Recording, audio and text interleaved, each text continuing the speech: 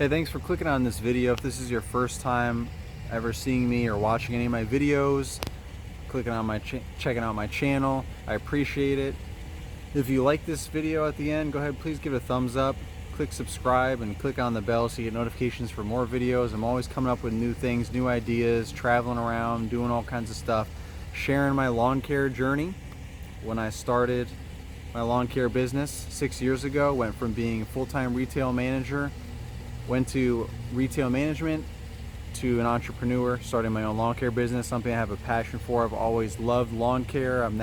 Was that homeowner, still am that homeowner. That is the envy of the neighborhood. So I just decided, you know what, I needed to change my life, change my career. So lawn care seemed to be the next best thing. So please go ahead and subscribe. And again, like, comment below. Let me know if you're the first time subscriber. Let me know what you think. Let me know what you're doing in your life. Do you have your own business? Did you start your own business? Are you going to start your own business?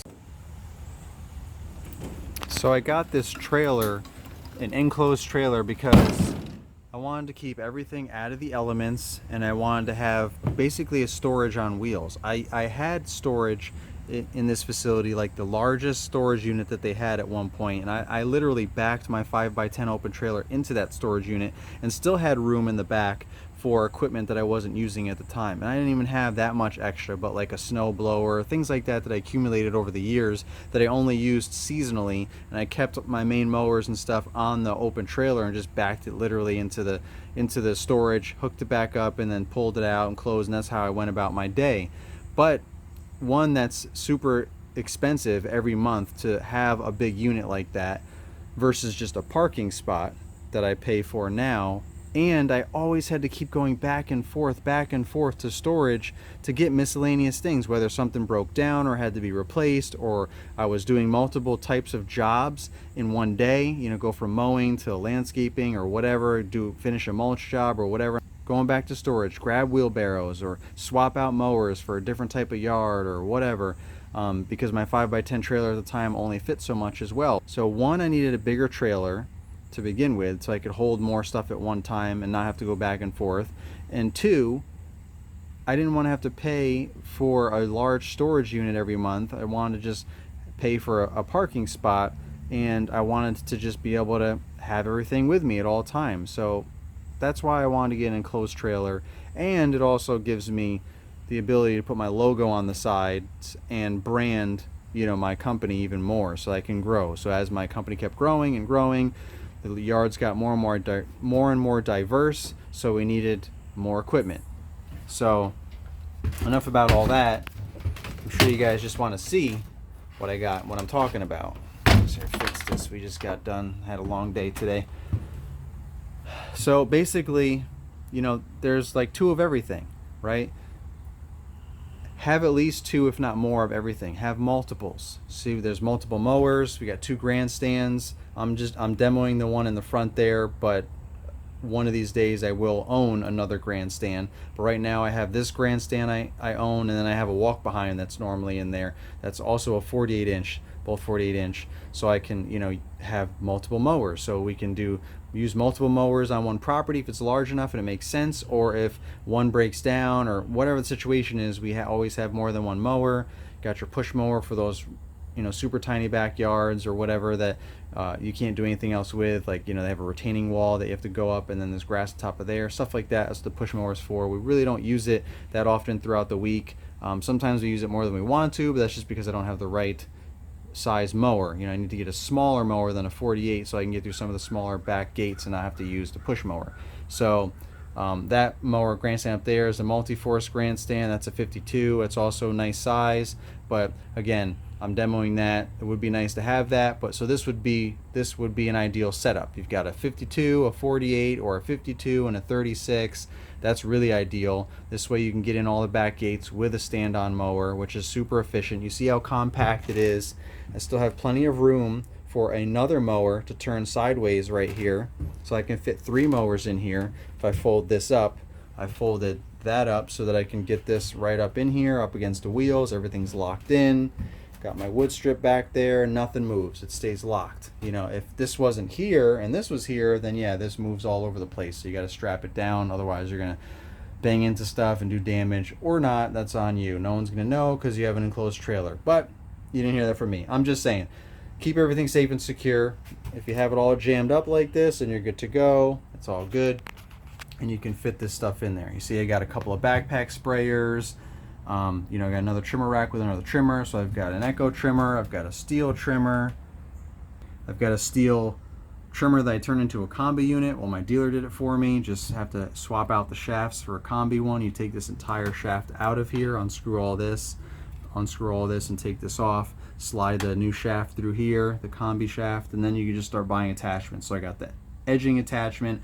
I already had the articulating hedge trimming attachment, which is in there, is in the cans there. You can see it kind of sticking out there. And then that other one, that other pole is a trimmer. So that was our backup trimmer or secondary trimmer until I bought this trimmer the other day. So this is our main trimmer now, and that's our second trimmer, you know, if two guys need to trim or it's backup or whatever. This one's more powerful. It's the Echo 2620, so we can plow through some stuff if we need to, get through some thicker stuff with that. But this one is the Steel FS94R. There you go. So this is still powerful, still commercial grade, but you know, you can adjust the throttle here, save some gas, and you know, kind of help with the newbies so they're not like going full speed, you know, with the Echo and just like, you know, ripping irrigation pipes, backflow pipes off, which happened to me in the beginning of the year. Laugh, laugh, wink, wink if you're watching this video, but you know who you are. But anyway, this is lower power, so you can kind of put the training wheels on for your noobs until they get used to, you know, the power and how to, you know, feather the throttle and not, you know, slice pipes off and damage properties. But this is all that we need for just, you know, light trimming and edging and, you know, from yard to yard, week to week. So I got that, we got that. You know, again, the edger for edging properties makes a nice cleaner look. I like it better now than edging with a trimmer. Sometimes I still edge with the trimmer when I'm on the fly and it's a small section, but those long like sidewalks and those yards like that, it looks a lot cleaner and it's actually quicker and more efficient with the edger because you just stick it in the groove and you just go. Versus this, you kind of have to work at a little bit. I mean, some people are super pros, right? And they just fly through it. I get it, but that's hard to train, and that's not everybody. This, anyone can use this. You just give them a quick training thing, let them work it a couple times, and then boom, anyone can use it. So anyway, moving along. I also have a pole saw there for the combi attachment. So I've got several attachments, which is why I wanted to convert this so that I could buy more attachments and use the ones that I already had, because at the time I was just taking the head off of like a couple of the attachments I had. I would take the trimmer, grass trimmer off, and then I would take the you know, the hedge trimming shaft, the hedge trimming head, and slide it on here and bolt it on, and I would use it that way. But that took a little bit longer than just unscrewing this, taking this off, putting the new attachment in, screwing it on, and then going. That because, you know, the other one required a tool. This is toolless, so just little things like that add up time, and you want to be quick and efficient. All right, back to what I was trying to say. I go off on tangents. If you like that, you know, thumbs up, appreciate it. If not, whatever. That's me. It is what it is. I like talking with my hands too. Woo! Anyway, so, you know, we got multiple blowers, right? We got 2 backpack blowers. We got a hand blower. You know, we got our gas cans, mixed, regular. Got regular hedge trimmers for all the small stuff. And like I said, I got the articulating attachment down there to put on here so we can get all the tall stuff. I got a ladder in my truck bed, so if we really need to get up on some stuff, I'm a tall guy, I'm 6 foot, you know, I can reach pretty high on top of that ladder, so we can get some pretty big stuff. Got some rakes up there, got the water cooler up there that's always full with nice ice water for the guys and girls, whoever's working, so we can help. Even myself, sometimes if I run out of what I got in my cooler, I'll come back here, fill it up there. And then just other miscellaneous supplies, oil, you know, all that kind of stuff, filters, bungee cords, all the kinds of things that I need, garbage bags, whatever. It's all in those buckets or in a separate box on that shelf. You got a jack down here so that I can lift up my mowers right here in the trailer, obviously back it up a little bit, lift it up, change the blades, put it down, and that's how we do that. So this is a pretty good setup for a crew. If you've got multiple guys, you're dividing and conquer You're dividing and conquering properties. You want to have more than one of everything so that no one's standing around saying, well, I can't help trim because we only have one trimmer. I can't help blow off because we only have one blower. No, we have multiples of everything. But I didn't start this way. I started with one of everything because I was solo when I started. And then over time I started accumulating because I was preparing for hiring, as well as I just wanted to, have a new backpack blower so that it would take some hours off of this old backpack blower. Same thing with a new trimmer to take some hours off of that trimmer, and so on and so forth. A new mower to take up some hours off of this old mower. This one's up to over 1,200 hours now. Had it for 3 seasons. This is the 3rd season. So I used the heck out of this mower. So, it's not going to last forever. So the less I use it, the longer it will last. So when I get a newer mower, then that will become the new main mower, and this will be more the backup and the backyard secondary mowers, because the 48-inch can get in almost every backyard. The other ones, we have to either push mow, or when I get a smaller mower, then we'll use that and be more productive. So let me know what you guys think in the comments. Obviously, there's lots of opinions out there, lots of experience, lots of companies.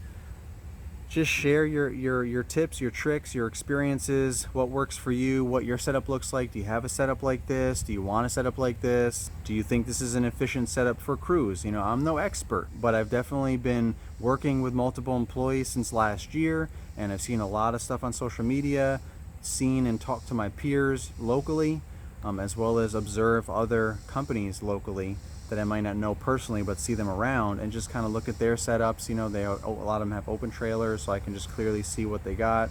And it's all about having multiples. It's all about having everything with you. It's all about keeping your guys working, being productive. If you have larger properties, having multiple mowers, training multiple guys to use them so that it's not just you riding around and then the guys are just standing there waiting for you because they only have one trimmer and one blower, so one guy's just doing nothing if you have 3 people, or whatever. So obviously you're going to know what works for you, or you need to figure out what works for you in your area, your types of yards. Two-man crews are good for some situations. 3-man crews are good for some situations. You have large commercial properties, you need a whole team, maybe 8 people on a crew. Just all depends on what kind of work you have. But when it comes to a setup, we're not talking about how many people you need and all that, but when it comes to setup, when it's you and at least one other person, at least 2 people, you should have multiples of stuff. Because what if you mow real quick and you're done and there's a ton of trimming for some reason, but your guy is using the one trimmer you have. Now what do you do? Just sit there on your phone and check your emails and respond? That's not being as productive as just hurrying up and grabbing another trimmer and helping get it done, because then it's going to save that one employee's energy, which is going to help them get through the day better and longer and more efficient than you sitting in the truck working on something else that still might be important, but in the grand scheme of things might not be as important as grabbing another trimmer or another blower and helping clean up a mess that you probably made. So just let me know your thoughts. I can't wait to see them in the comments below. It's all about sharing, helping the community. Whatever you guys put down there is going to be helpful. If it's not, I get rid of it. If it's profanity and it's disrespectful and so on, but everyone's been pretty good on this channel, so I appreciate it. But anyway, I make a lot of mistakes. I learn from them. I'm always trying new things, trying to learn new things, trying to grow. That's why I'm a rookie for life. So make sure you guys go ahead and keep trying new things and stay a rookie for life yourself. I'll see you guys in the next one. Peace.